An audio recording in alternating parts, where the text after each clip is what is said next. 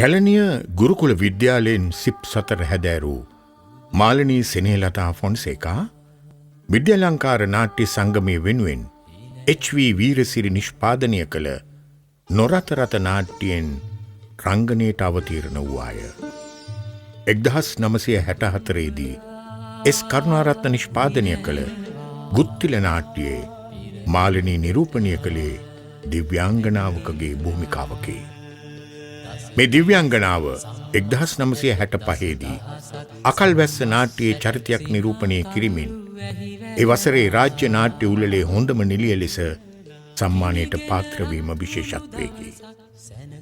වේදිකාවේ රංග අභියෝගයන් අතික්‍රමණය කරමින් මෙම කෝඩුකාර නිළිය සිනමාවට පිවිසෙන්නේම රංගවේදිය පිළිබඳ යම් පරිචයක් ඇතිවය. ඇය වටා සිටි පරිණත බහුශ්‍රත නාට්‍යකරුවන්ගෙන් ඔවුන්ගේ සංවාද විසංවාද වලින් සහ මනුෂ්‍යත්වයේ ගැඹුරුම දාර්ශනික මතිමතාන්තර වලින් ඒ වන විටත් මාලනී පන්නරයක් ලබා සිටියාය.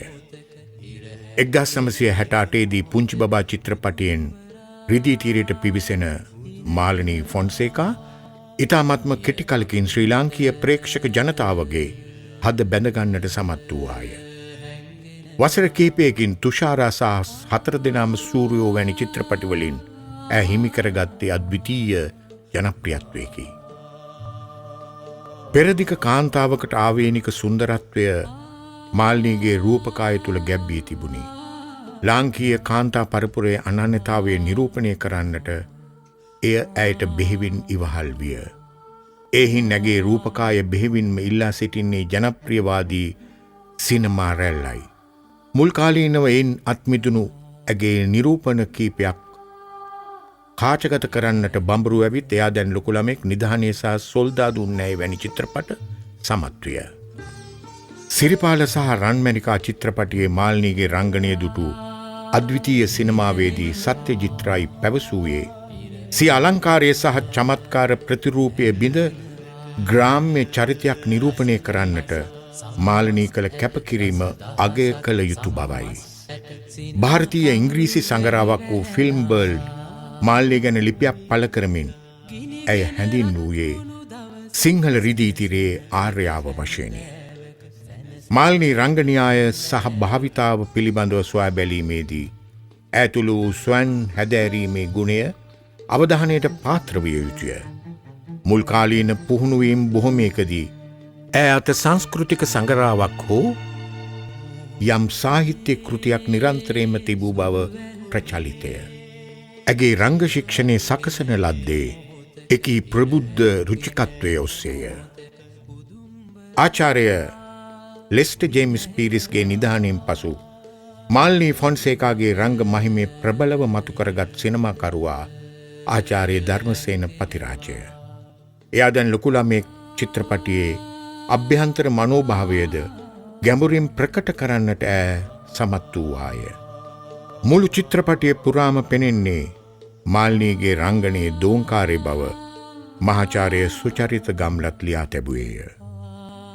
එහි රංගනය වෙනුවෙන් 9 වෙනි මොස්කව් අන්තර්ජාතික චිත්‍රපට උළෙලේ ඩිප්ලෝමා සහතිකයක් මාලනීට හිමි විය.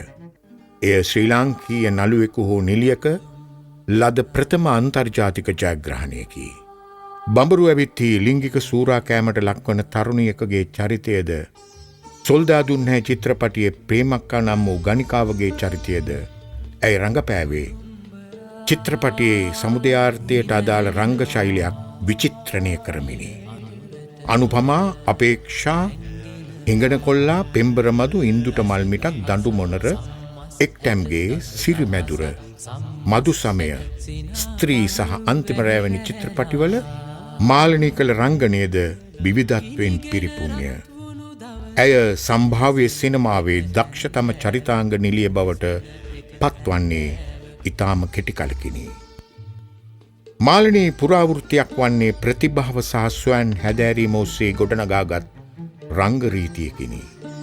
සතත අභ්‍යාසය සහ ව්‍යුප්පත්තියනි. 150කට අධික භූමිකා ඇය නිරූපණය කරන්නේ මනුෂ්‍ය ජීවිතයේ විවිධ පැතිකඩ පිළිබිඹු කරමිනි. එම චරිතවලට ඇය පණ දෙන මිනිස් හැඩතල ඔස්සේ ඇයගේ රංගෝපාය විධික්‍රම සැකසී තිබේ. සිය දීර්ඝ සිනමා චාරිකාවේ වර්තමානය වන විට මාලනී රංග විද්‍යායතනයක් පමණට පරිපාකයට පත්ව සිටින්නීය. ඇය දේශීය සිනමාවේ එක් පරිච්ඡේදයකි. ශ්‍රී ලාංකීය කාන්තාවකගේ සතුටත් කඳුලත් පිළිබිඹු කළ ඇය සිය දේශීය සිනමා භූමිකා නිරූපණයේ ජාතික ලකුණ බවට තර්කයක් නැත. 39 වෙනි අන්තර්ජාතික ඉන්දීය චිත්‍රපට උළෙලේදී රජත මයුර සම්මානය හිමිකරගත් ආකාශ කුසුම් චිත්‍රපටයේ සන්ධ්‍යා රාණි භූමිකා රංගනය මාල්නී පරිපාකයට පත් සිනමා ගමනේ තවත් එක් සන්ධිස්ථානයක් විය. නව තාක්ෂණයේ යටතේ චිත්‍රපටය මේ මොහොතේ වෙනත් සිනමා ශාලාවක තිරගත වෙමින් පැවතීමද දෛවෝපගත සිද්ධියකි. මාලනී සිංහල සිනමාවේ නිලි රැචිනය. ඇය පොදුජන මනසේ ජනප්‍රවාදයකි. විද්වත් ඇගීම තුළ පුරාවෘතියකි.